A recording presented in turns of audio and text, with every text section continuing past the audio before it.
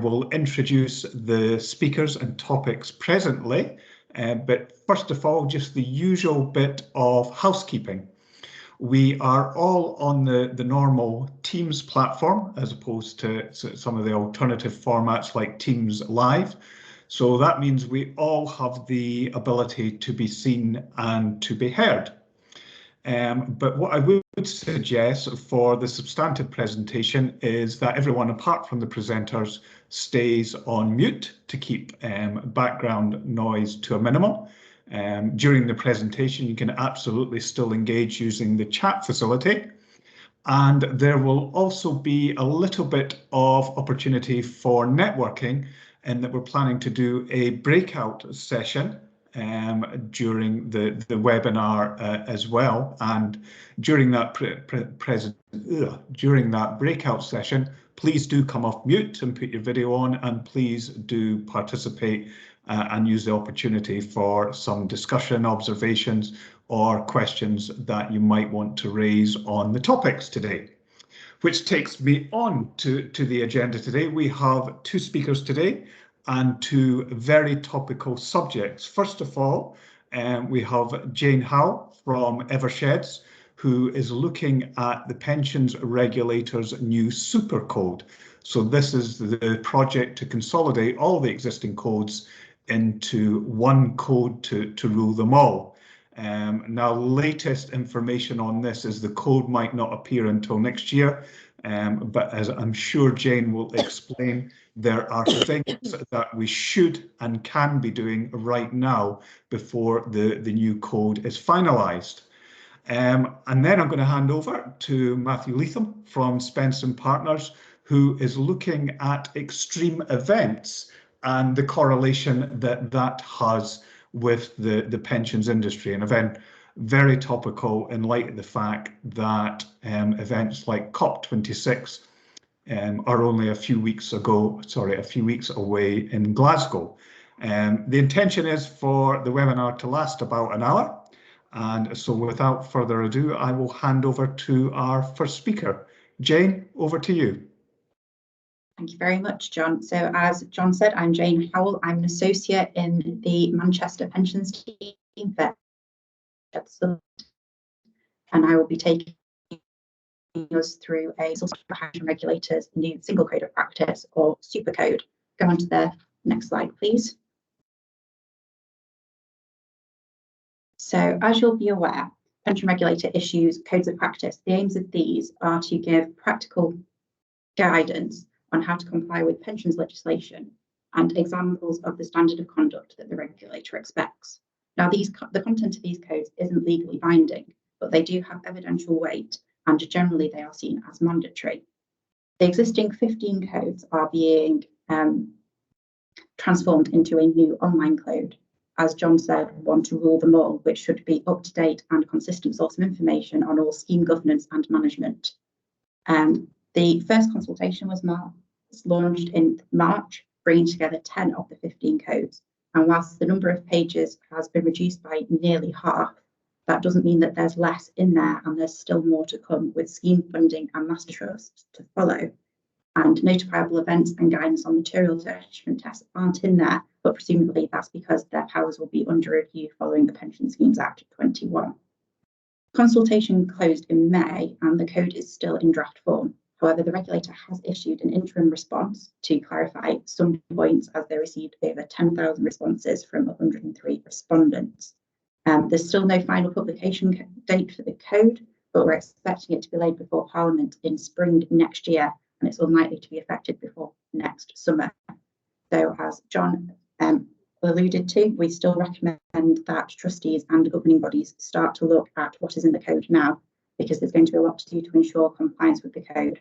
So we're recommending that we start looking and working through it now. Move on to the next code, please. Code slide. It's not just a consolidation of the current codes of practice. There are a lot of new things that are coming out of it as well. And whilst it broadly covers the same ground as previously, it's also adding in new things such as changes to implement the governance requirements required by IORP 2. I'm going to come on to those in more detail later, and this is the effective system of governance and the risk assessment. Additionally, schemes are going to be required to have a remuneration policy in place.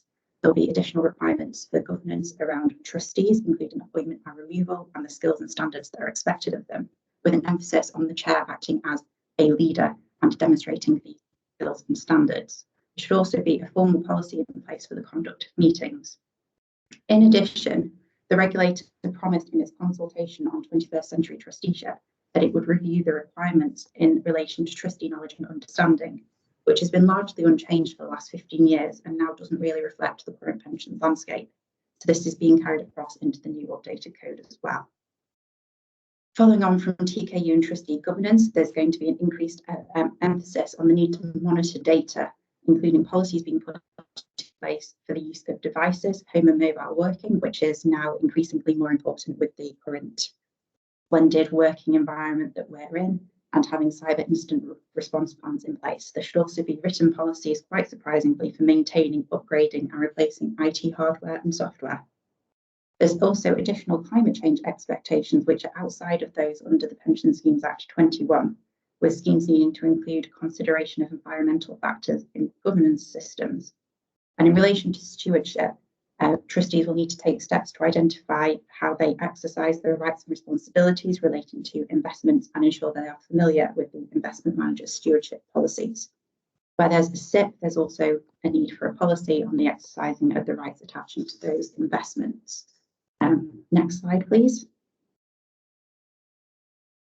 So moving on to one of these new IOP2 requirements that are coming into it. So in 2018, the government issued regulations which required occupational pension schemes with 100 or more members to establish and operate what's known as an effective system of governance in order to meet the requirements from IOP2. The details were to be set out in a code of practice issued by the regulator, and the draft code intends to meet those requirements. All schemes should have the effective system of governance which is proportionate to their size, nature, scale, and complexity.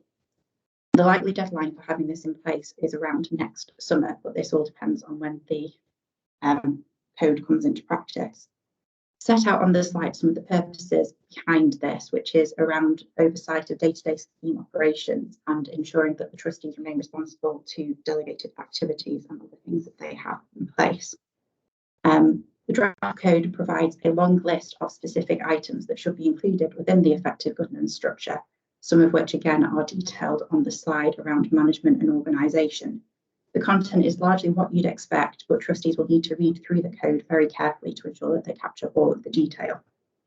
Each module in the code describes what is expected as a minimum from an effective system of governance, and each element should be subject to a regular internal review, which is recommended at least once every 3 years, and there needs to be policies in place for such reviews. Though, as suggested, you could stagger these so that you're not doing everything every 3 years. Could put them on different cycles so that you only do a third of it each year, which would hopefully make it more manageable once everything is in place. Next slide, please. Now, the most significant development in the code is the requirement for the trustees to carry out what's known as an own risk assessment of the systems of governance that they have in place, looking at how well they are working and the potential risks, how the potential risks are managed. And this is a requirement that will need to be looked at every year, with the first assessment being carried out within 1 year of the single code coming into force. So we expect this to be required around the summer of 2023. This is referred to by the regulator as a substantial process, but one that should be proportionate, again, to the size, nature and complexity of the scheme. It needs to be documented and cover how the trustees have assessed the effectiveness of each of their policies and procedures. The regulator provides a list of things that the assessment should cover, and it should be carried out annually or whenever a material change occurs. Although the consultation document states many schemes will already have broadly comparable review processes in place, the own risk assessment is far from being just a tick box exercise, and it's likely to require a lot of work by trustees to meet the timescales. Unsurprisingly, this had the greatest attention focused on it in the responses to the consultation, with concerns being raised around the amount of work it's going to entail, the time frame, what the finished product should look like, and how much of a burden this is going to be on smaller schemes. The regulator is taking all of these comments into account and is looking at potential changes or guidance requirements which can assist, particularly in relation to smaller schemes. Next slide, please. The amount of work associated with the own risk assessment shouldn't be underestimated. Not only should trustees need to assess a vast array of policies and risk management processes, but they need to ensure that they have all of those policies already in place to be able to review them, and it's going to need to be done on an annual basis. This slide sets out some of the different categories of things that trustees will need to consider, including policies and the operation of the trustee board. So this is looking at how trustees integrate risk management into their process and manage with the decision-making process. Risk management, so the operation of policies to review and assess risks facing the schemes, and other things such as internal control policies and procedures for the scheme. Investment, which is a fairly extensive review of all the investment processes in place, including things such as the investment governance processes and how investment performance is reviewed and monitored. Administration, so how they assess the risks associated with the scheme's administration, in particular reference to financial transactions, and how scheme records are kept and maintained. And payment of benefits, so how the risks relating to indexation are assessed in a DB scheme, for example, and the management of risks relating to circumstances where benefits may be reduced, conditions for that sort of thing, and who can do it. All of these should be documented in writing, provided to all the members of the trustee board, and it should be available on request and signed off by the chair of the trustees on all documents. The documentation should cover how they've assessed the effectiveness of each of the policies and procedures, and also whether the governing body considers the operation of the policies and procedures to be effective and why. Any findings should be used to change or introduce processes and highlight work for the trustees to undertake or prioritise to ensure the better management of the scheme. Next slide, please. So what do trustees need to do? As this slide indicates, there's quite a lot that needs to be done. Whilst a single code of practice is ultimately going to make it easier for those responsible for managing pension schemes to access regulator guidance, as it will all be in one place, shouldn't be under an illusion that it's just a simple copy and paste job. There are new requirements set out in this first phase of the code. In particular, the requirement for trustees to carry out an own risk assessment, as we've discussed, within the first year of the code coming into force. That's likely to require a lot of time and resources. Trustees are going to need to identify all of the governance processes that the new code requires, check them against what they currently do, and find out what changes they need to make or new documents that need to be put in place as required to ensure that they have all of the relevant documents. It's clear that the focus is not just on ensuring governance processes are in place, but on demonstrating and documenting this. Trustee boards will need to ensure that the procedures and assessment of them can stand up to external scrutiny against the requirements of the code. Trustees also need to be aware of the huge task that this is all going to be, and should start to work out sooner rather than later what they need to do to carry out the assessment, what the processes will be, and gather together the policies that they're going to need to assess. We've already started talking to our trustee boards about this, and I've got some clients that are already pulling together the lists of the policies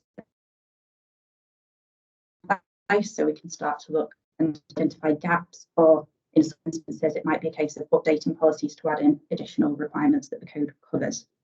We're also looking at developing some tech-based solutions that would help trustees carry out these processes in a more cost-effective and time-efficient way, because it does seem like this is going to be a lot of work. Thank you. That's the end of mine. Are we doing questions now, or are we passing on to Matthew, John? Well, just before I pass on to Matthew, given there's just a couple of questions there, Jane. So let's see if we can address them now. I mean, you talked about the potential scale of this. I regularly see commentary that, you know, a lot of not just lawyers but other pension practitioners are saying that in terms of a project, the ESOGs and ORAs that you've alluded to, that this is going to be a bigger undertaking than GMP equalisation for some schemes. Is that a view that is shared at Eversheds? Yes, yeah, we're seeing this as being a very big project to undertake. I think it will depend what schemes currently have in place and how easy it all is to bring together. To start with, to see how much work is going to need to be undertaken. But this is why we're looking at developing tech-based solutions so that we can try and help our clients as much as possible, make it as easy as it can be with the size of what's going to need to be done. Indeed. And just very briefly on the timing, I mean, I think, you know, a lot of people have put this on the back burner because we're expecting the code next year, and then you've got another year for your own risk assessment. But there are bits of this that are in force now. I mean, the effective system of governance, the regulations have been in place for, well, since January 2019. Is that correct? Yeah, so we're looking at the effective system of governance as something that's going to need to be in place by summer next year. So we're looking at sort of getting that in place for everyone, for all of our clients now, because it is part of a big task with it, and having that in place is going to assist with the own risk assessments once trustees start looking at completing those as well. Lovely. Thanks, Jane. Okay, I'm going to hand over to Matthew Leatham now, who is covering the intriguing topic, Matthew, of extreme events.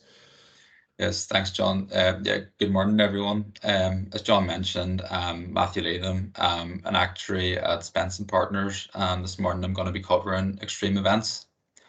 So we're going to have a look at what an extreme event is, including giving some examples of historical events that may be considered extreme.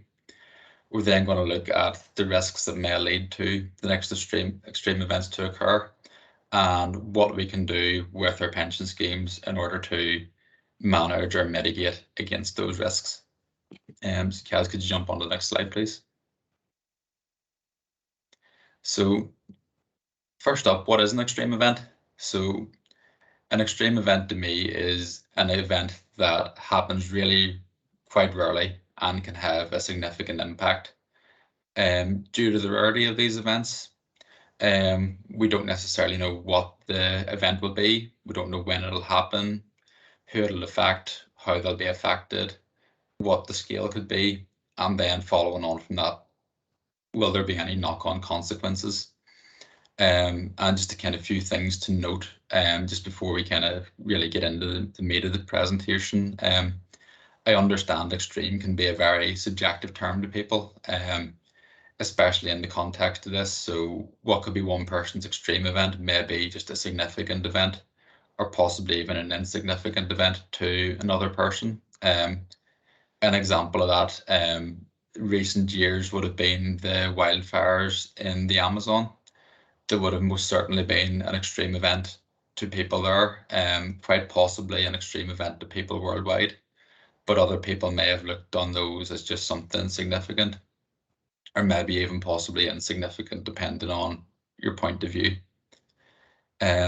So with that, next I'm going to look at kind of some examples of historic events that I'd consider extreme or could potentially be considered extreme. Next slide, please. So what I've done here is just did a bit of research, grabbed some different headlines. So the oldest event I probably have in here is the Lehman Brothers failure. So looking back to the 2008 financial crisis, we have many headlines showing an increase in extreme weather events. We have political events like Brexit. And then most recently, we have the coronavirus pandemic and the subsequent lockdowns following that. So I think the thing to note here is that potentially these extreme events are happening more and more regularly. You know, there's been a few things that have maybe been described as once in a generation that have happened, definitely within the last generation. And they come from a number of different sources. So in here we have economic risks, we have political risks, we have ESG risks and climate risks, and we have just a kind of general medical pandemic risk, I suppose you'd call it. Next slide, please, Kaz.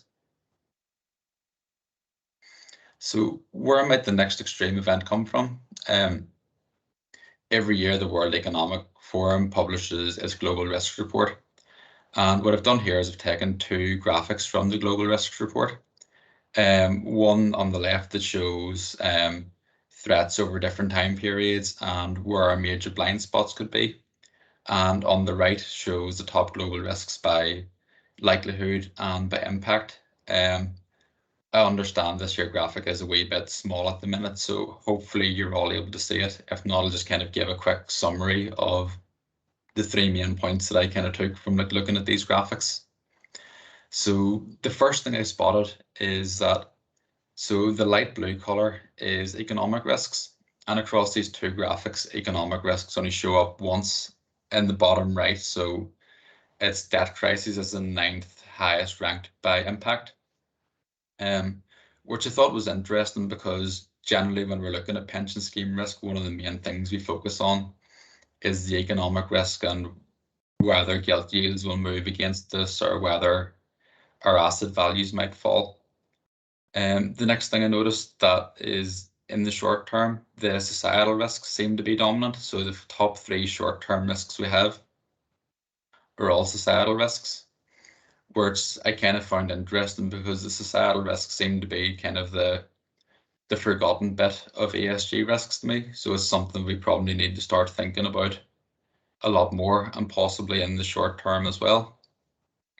And the last one that kind of stood out to me is the dark green, the environmental risks.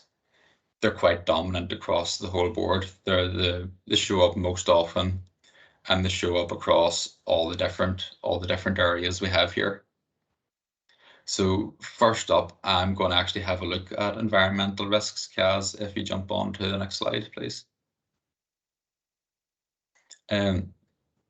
So environmental risks are definitely the topical risk at the minute. There's a lot going on with the likes of the TCFD and the disclosures that are required around that for large schemes. COP26 coming up, as John mentioned, in November, could be a big thing here. And so how might these risks affect pension schemes? So the main way we all look at is kind of how they can affect our asset values.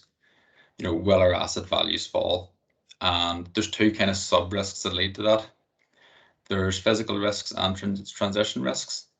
So a physical risk would be if something is directly impacted by a climate related event. So if something's impacted by wildfires, by floods, or by rising sea levels. A transition risk is possibly the kind of most pertinent risk at the minute with COP26 coming up. So a transition risk is basically the risk that there's a legislative or regulatory change that affects how the economy works as we transition to a low carbon environment. So an example of this could be that from COP26, there's an agreement where we really shorten down the timescales for lowering carbon emissions. So an example might be possibly banning all non-electric car sales by 2025, something that would have a massive impact on a lot of manufacturing economies throughout the world. And another thing to think about in this is how it affects your sponsor. So your sponsor may be directly affected by both these risks. And Richard Walker from Argyle did a very good presentation on that for anyone that was at the last session on this. Next up then is how can we protect our schemes against these risks? And firstly, I would say try to do something to measure the risks, ensure you understand it. Generally, what's measurable can be more easily managed. And to do that, you might want to look at doing a kind of either a full TCFD disclosure for a scheme or a cut down version where you look at things that you think are most pertinent to your scheme in that area. I'd encourage everyone to be an active asset owner. So where you can vote in order to improve the ESG behaviour of the companies you invest in, do so. Encourage your managers to invest on your behalf in a good way, and monitor this where you can through your implementation statements. If necessary and a manager isn't agreeing or a certain company isn't agreeing, you may need to divest in order to remove this risk. Definitely consider ESG risk as part of your IRM framework. And I'd say there's probably a nice link over here with Jane's presentation and the own risk assessments for schemes. There are a lot of things in this presentation that could well be considered as part of your own risk assessment. Next slide, please, Kaz.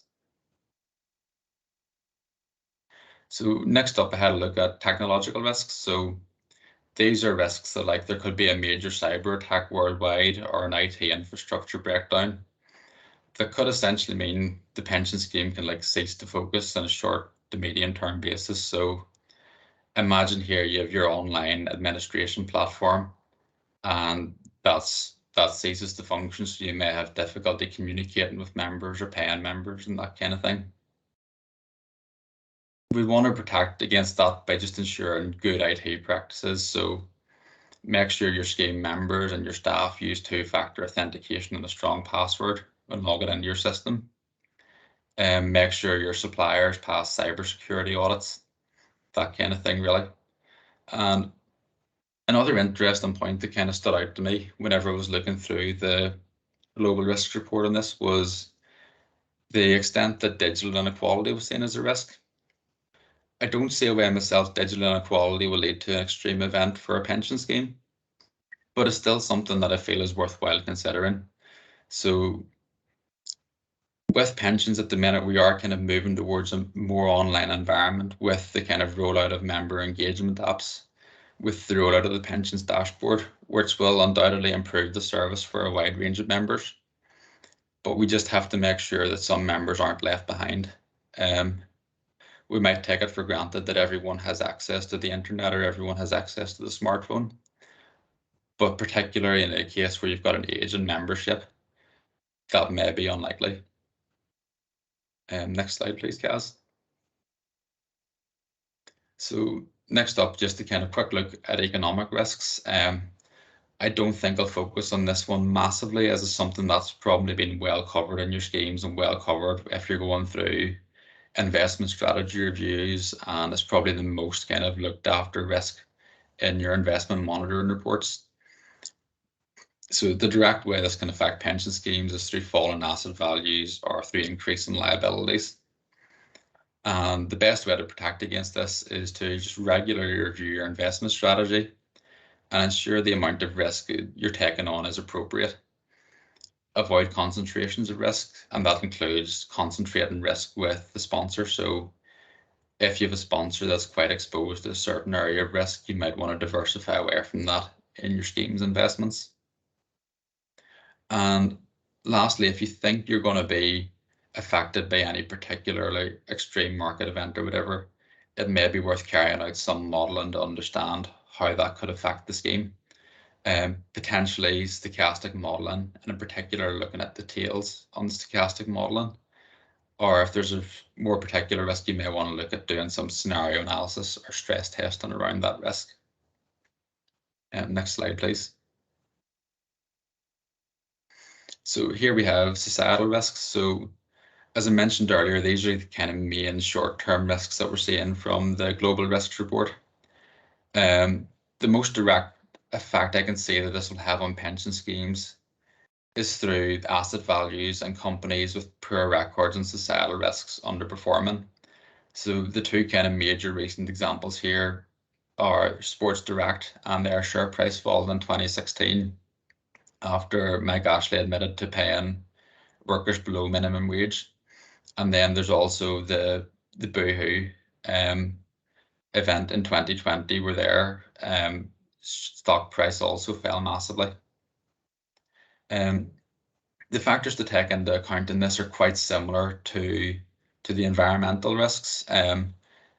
Be active in voting in a way that supports societal considerations where possible. Engage with the companies you invest in on social issues and engage with your sponsor in these issues as well. And potentially consider investment in ESG tilted funds that should hopefully be doing this kind of work on your behalf as well. And an interesting thing here is that many societal factors are going to be linked to wider public issues. So an example here is youth disillusionment. I don't think there's many things here pension trustees can do to fix these, but I believe it is still important to be aware of the risks and how they may affect the pension scheme, even if we're not always able to manage them. And so next slide again, please, Kaz. So this slide here, I'm just going to open and see what anyone thinks on this as attending. So geopolitical risks, this was the other category from the Global Risks Report, and considers things like weapons of mass destruction, interstate conflict, state collapse. So does anyone think there's much we can do in these areas as pension scheme trustees or as pension scheme advisors?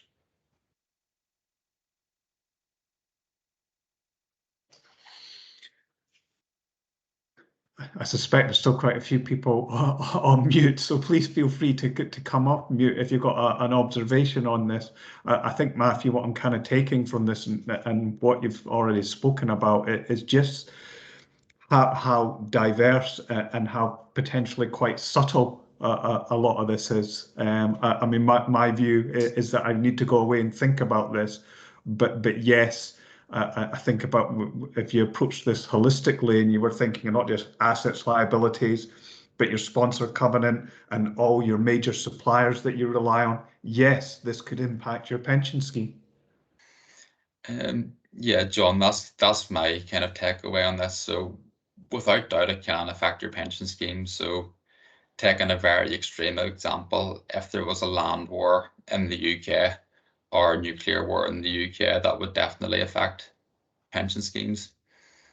I don't think there's much generally we can do if that happens to be protected against it. But there probably is kind of minor things we can do, like divesting from arms manufacturers and that kind of thing, and just generally pushing for a more kind of inclusive, less sort of everyone against each other political discourse. There probably are ways we can do that through industry bodies like the PLSA, that kind of thing. But I don't think there's ever going to be a massive remit on pension trustees or consultants to make this happen, essentially. Next slide, please, Kaz. So one risk that I picked up that wasn't a risk that was mentioned in the World Economic Forum Global Risk Report is longevity risk. And longevity risk is potentially the biggest risk that a DB pension scheme can run. So I've got two headlines here. Where first one is 100 the new life expectancy for people born in the 21st century? And that's something that I don't think is too unlikely. I think for a while now there have been certain sets of mortality assumptions that we use as actuaries that would give a life expectancy of 100 for someone that's born now.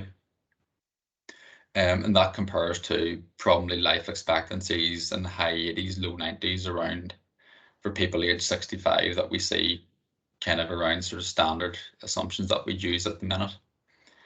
The other headline here is there someone alive today that could live to 1,000 years old? And that essentially comes from a concept known as longevity escape velocity. And the longevity escape velocity essentially is the point at which life expectancy increases basically move faster than time. So if today you have a life expectancy of 50 years, next year you might have a life expectancy that's still 50 years or greater than 50 years, and pretty much leads towards living massive amounts of years, like 1,000 years old. A few people have predicted that this could happen within a 15 to 20 year time frame. Even if that doesn't occur and is unlikely, there is quite a risk of massive increases in life expectancy. So generally, as an actuary, you kind of use a rule of thumb that 1 year is worth 3% of your liabilities. And if our life expectancies increase from around 90, where they are at the minute, to 100, that could be a 30% increase in your liability. Ways to manage that effectively are things like looking at longevity swaps to hedge your longevity risk, or other transfer options. So you may wish to buy in annuities, or you may wish to look at your time scale to buy out in order to essentially try and accelerate it to avoid like massive increases in longevity. Next slide, please, Kaz. So this kind of brings me to my conclusion on this, which is that extreme events happen, and it seems that they've been happening more and more recently. as John mentioned, there's like lots of subtle things we can do to influence how likely these events are to happen or how extreme they may be. There's also a lot more hands-on things we can do, which probably fall into sort of quite good normal risk management techniques. So things like Jane mentioned earlier, having a good own risk assessment, having a good IRM framework in place, you know, looking at your climate risk, your ESG risks and all, and just kind of actively considering them and thinking what best you can do and what's appropriate to do to manage them. So I'd say the next steps for people are probably think about which events would have a real impact on your scheme or your sponsor and consider are there ways to manage those or mitigate them. If you need to carry out an analysis to understand the size of those risks or how exposed you are to them, and you may want to look at scenario analysis in that case, and then look to put in place measures to protect against risks that either the scheme or the sponsor are exposed to. So that concludes my presentation. Thanks everyone for listening, and happy to take questions or feedback.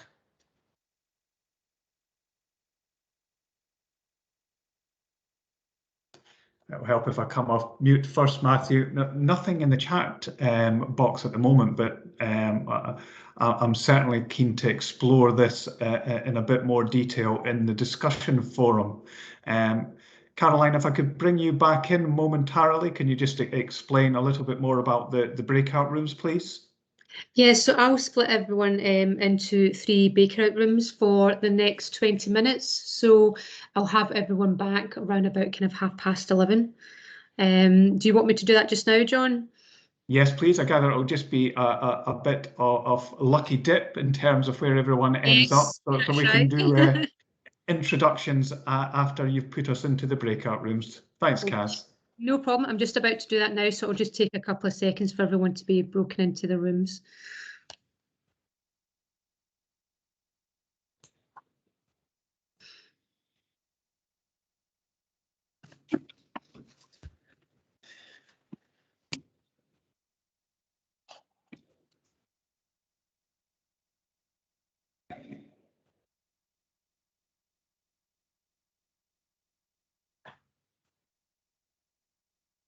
The room should be opening now, so it shouldn't be too much longer.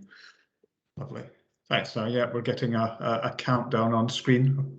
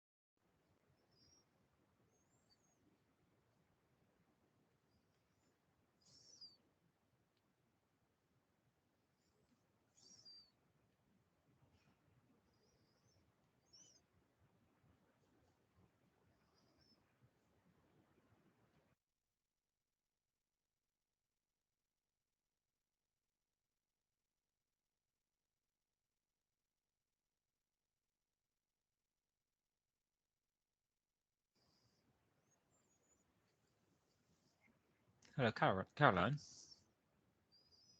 Hi, Ricardo. Sorry, I seem to have been kicked out of the room and trying to log back in. Oh, just Some camera's not let's working see. as well. Having a bit of a nightmare. No problem. Let me see if I can assign you to a room. Let me just. Thank you. Let me just now just put in. Here we go. Assign.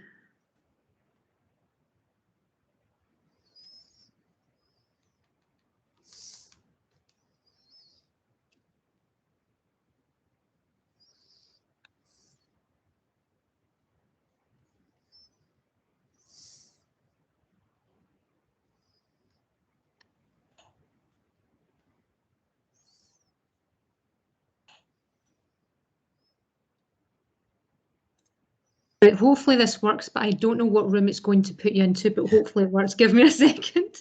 No problem. No problem. Thank you.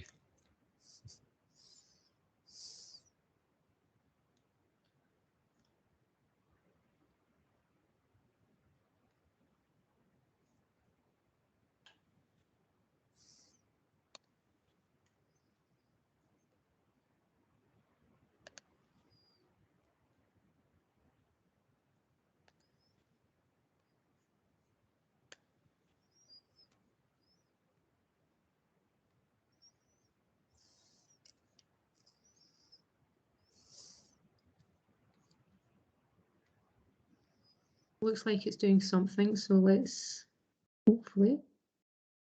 There we go.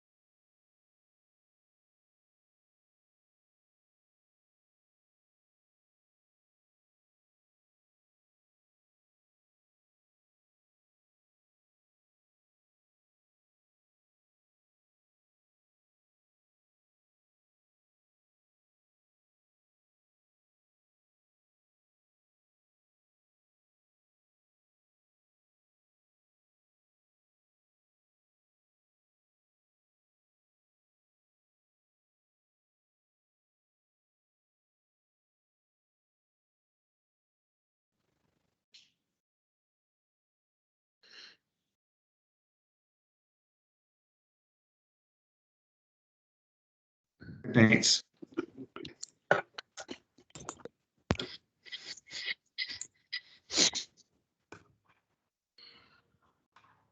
Kaz, I gather that's us all back together again? Yep, it looks like all the rooms are now closing, so everyone should be coming back in. Okay. Just give it just a few seconds. Okay. Again, everybody feel free to come off mute or put your video on, or any you want to get involved in discussion, or if you don't want to do that but got an observation or comment to make, then please use the chat button. But just in the few minutes we've got left, I mean, I thought, you know, we had 3 breakout rooms. It might just be worth getting a bit of feedback from each, and I'm happy to go first. We looked at both the substantive topics today, both the governance that Jane spoke to, and the extreme event subject that Matthew Leatham covered. And I think I could probably sum up our discussion is that in both areas, there's still a lot of work for trustees of pension schemes to do, that it's still very, very early days, that these topics are on trustees' radars, but work on any of it is at quite an early stage. Now, I know I didn't have Jane or Matthew in my breakout room, so I'm assuming they were both in different breakout rooms. Matthew, if I could maybe hand over to you, you might talk a little bit about some of the discussions that you had. Yeah, will do. Myself and Jane actually ended up in the one breakout room, so we got a wee bit of a grilling from everyone else that was in our room on the 2 topics. There was one point that stood out that was raised by Phil from ISIO, was the fact that we're just out of an extreme event, or we're hopefully coming towards the end of an extreme event, and how many of us have actually kind of looked back to see how well we performed in that extreme event as a group of trustees or advisors. So did we react to the COVID pandemic as best we could, or what would we do differently? It seems like a good thing to look at to kind of potentially set us up for the next event that might happen like this. Yeah. I mean, I think that is a salutary lesson to take away, Matthew. And I would actually widen that and saying it's worth looking both ways in terms of, you know, what might we have done differently or better, but looking forward as well. But we know already that the virus is still with us, but in terms of the ongoing impact, you know, being very careful about what might happen with, say, employer covenant, with all the taxpayer support now being removed, like the job retention scheme. Okay, now we would have had one other breakout room, and I'm not sure who was in it, but hopefully I had a colleague in it, and I was wondering if they might be able to provide a bit of feedback, or Kaz, you might know who was where, and you can pick on someone. John, I was in the other breakout room. It's Sarah here, so I'm happy to. Oh, thanks, Sarah. Yeah, so we had, I think, probably very similar discussions. We started with sort of the mortality extreme event, and had a bit of a theoretical and sort of, it went a bit sci-fi in places, in terms of, you know, that a person who has been born already may never, you know, may live to 1,000 or may never die, or, and we had a bit of a debate about that. We then went on to sort of more ESG type topics, in terms of what we were seeing from a trustee point of view, in terms of advisors, in terms of looking at extreme events on investments, but also liabilities. And we also touched on what was happening there in the covenant space. And then finally we went on to the governance point, and what practically that might look like, and how much work was going to be involved in that. And I think we came up with the same answer that the other groups did, that there was actually quite a lot of work to be done. And we also touched on how frequently, once we'd actually got the framework in place, we'd need to update. And I think the general consensus was that was potentially going to be on an annual basis. So yeah, we touched on everything really. Yeah. Good, good, and it was good to see, you know, that I think there was a lot of landing on the same page in terms of there's still loads of work to be done. It is quite early days. I was also glad to hear that you kind of got a bit out there with it as well, because, you know, I did comment that at one point it becomes a bit kind of Donald Rumsfeld, in that you've got your known knowns, your known unknowns, and there's probably some unknowns out there that have yet to manifest themselves. But it just does reinforce observations that have been made in terms of just how nuanced, diverse and subtle a lot of this is. It's a lot for trustees to think about. And I'm just having one final look at the chat room. And again, feel free to interject if you want to make any last observation or have any final questions.